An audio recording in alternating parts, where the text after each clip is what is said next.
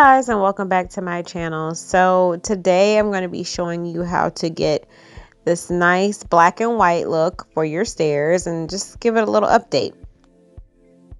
Before we get started, don't forget to hit the subscribe button and don't forget to hit the bell so you don't miss any content from me. I'm going to show you guys how to get this modern look for less.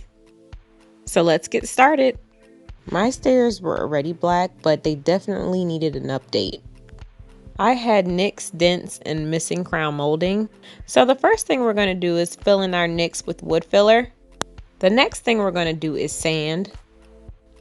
This is so wrong. You don't want to sand in little circles like I was doing here. You want to remember to sand with the grain of wood. Look guys, I know that this can be a grueling process, but sanding really is important if you want to get the best possible finished look. You want to go with the grain so you don't create scratches or any imperfections that you can't cover with paint. Here is a sandpaper grid chart so you can know what kind of sandpaper you need to use. I went with a 80 grit sandpaper because that's what I had available and it definitely did the job. It actually took off a little bit more paint than I wanted to. Guys, please remember to wear your mask when sanding. I mean, this stuff can get all in your nose, your hair, your eyes, everything. So remember to protect yourself. I was quite serious about it, so I wore a double mask and covered up my eyes and hair. So now we're going to move on to cleaning up our mess we made. I tried vacuuming, but I don't recommend that. You need to just sweep first and then use a tack cloth to get all the dust up. Make sure you don't skip this step because you don't want to paint over debris and have to do more sanding. Once we've cleaned up all our mess, I just took a screwdriver, or I made my husband do it, and just went and tightened up the loose bolts and loose pieces of wood. Using painter's tape, I'm going to tape off any area I don't want black paint to get on. You can tape your painter's tape a little further down if you need more room. Don't forget to get in those hard to get spaces so it'll be easier when we touch up with our white. Another easy way to tape off our banister is to just cut smaller pieces. It doesn't take as long as you think. Don't forget to tape off your spindles and make sure that the tape is flush and even with the tread. And you end up getting a cleaner look.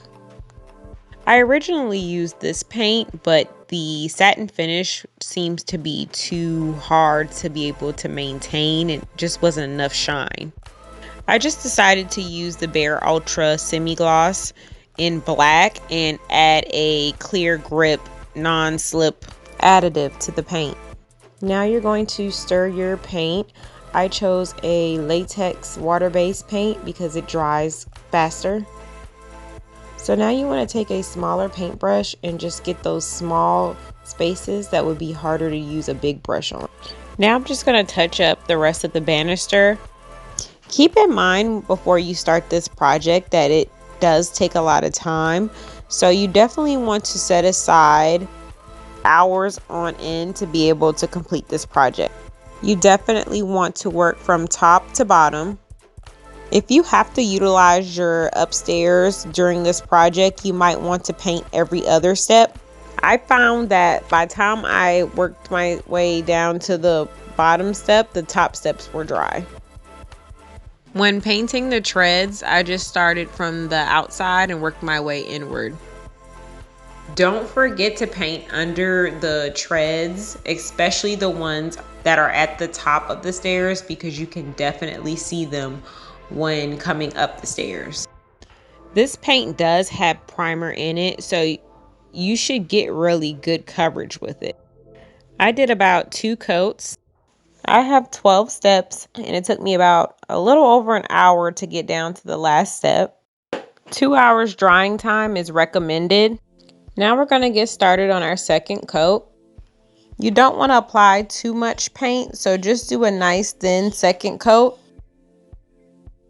Using the smaller paintbrush to get into those hard to get spaces makes it easier. Now I'm going to remove the painter's tape. It's a lot easier to do when the paint is still wet versus once it's dried, because then you're going to have to use a razor blade.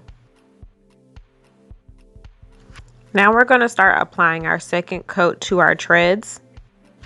I like to use a paintbrush on the outer edges, and then I like to use a roller brush on the top just to kind of even everything out. Once we're done with our second coat, we're going to let this dry for another 2 hours and try to avoid all foot traffic. Now I'm going to apply a polyacrylic top coat just to add another layer of protection since the stairs are such high traffic area. As you can see here, the polyacrylic goes on kind of milky. It did eventually dry more clear, and you can see here this is after I applied the top coat, the first top coat. I think we actually put a little bit too much polyacrylic on. I would suggest doing a very thin coat of this stuff so you can avoid an ashy, cloudy finish. Now I'm just going to sand it down one more time before I put my final top coat on.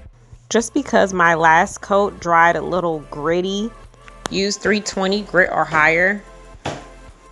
I had a little bit more foot traffic than I wanted to, so I just really needed to sand it one more time. It just was a little gritty. That's why using your tack cloth and just making sure you get all debris up is super important before you start your next coat of paint. Now I'm just going to clean up with a damp cloth, and now I'm going to sweep. Now we're going to use our tack cloth to clean up to make sure that we have gotten all of the debris up. Now we're going to apply our final coat of polyacrylic, very thin. Now we're going to add our crown molding just to fill in the gaps that I had in my stairs. I measured and marked the direction I need to cut my crown molding. So now I'm just going to take my saw and cut my crown molding. You can use a metered saw if you don't have this kind of saw. Now that I've cut my crown molding, I'm just going to use some Gorilla Wood glue to make sure they stay in place. I'm wiping up the excess glue. Now I'm going to really make sure it's in there and tape it down to secure it. Now I'm just going to hold it in place and apply some pressure to make sure it stays in place. And once we paint our stairs, it will seal it in even more. Now I'm going to take my Valspar signature paint in ultra white with the semi-gloss finish, and I'm going to touch up my white trim. I used a smaller paintbrush to touch up under the rail where the spindles are. I used frog tape, which is the green tape you see here, to tape off anything I don't want white. This tape is necessary so you don't mess up the fresh paint. The multi-surface one worked fine for me, but I probably should have used the delicate surface. But either way, it still ended up not peeling off any of my black paint. Now I'm just touching up my white paint on the risers and making sure that my crown molding gets a fresh coat of paint as well. A fresh white coat of paint just makes everything look better. I decided to paint the sides as well just to make sure everything looks clean and fresh. I use the paintbrush for the sides, and then I just take my roller brush and use it to kind of smooth out everything. I'm going to fill in any gaps with caulk once I'm done. Now I'm going to start removing my tape while the paint is still wet. Look who's keeping me company.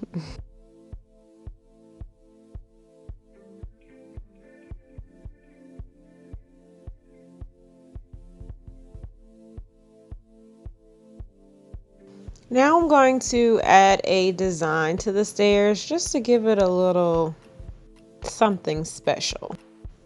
I'm going to take these gold metallic strips I had left over from another project, and I'm going to kind of make my own arrow design going up the stairs. Using a ruler would probably make this a lot easier just so you can determine where the middle is and start to create your lines.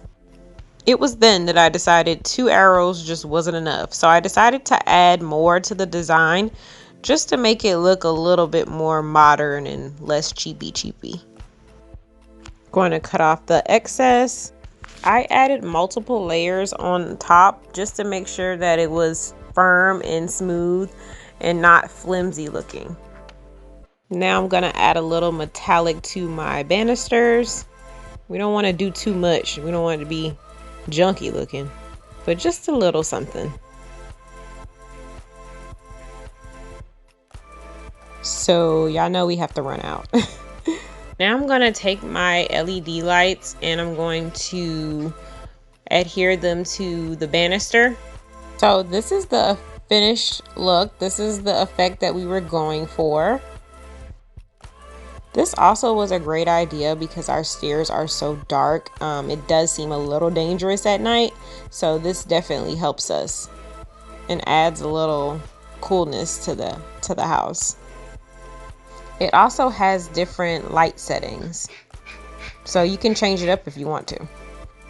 Don't forget to hang your pictures going up the wall. All right, guys, so there you have it, an updated stairs. Hope this was helpful, and thanks for watching. Don't forget to like, comment, and subscribe, and hit the bell for more notifications from me. All right, guys, until next time.